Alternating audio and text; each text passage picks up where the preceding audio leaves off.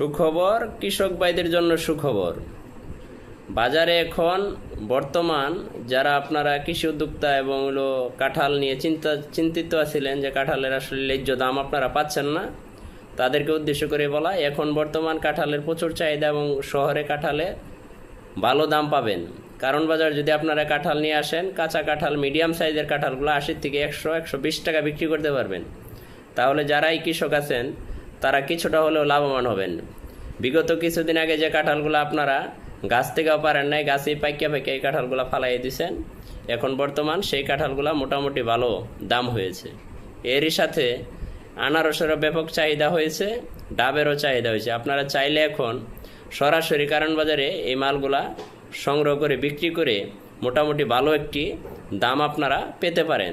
তাই যদি আমার এই ভিডিওটা আপনারা দেখে থাকেন, ভালো লেগে থাকে, আপনারা খোঁজখবর নিয়ে দেখেন, মোটামুটি ভালো একটি দাম আপনারা পাবেন। এই বলে আমি বিদায় নিচ্ছি।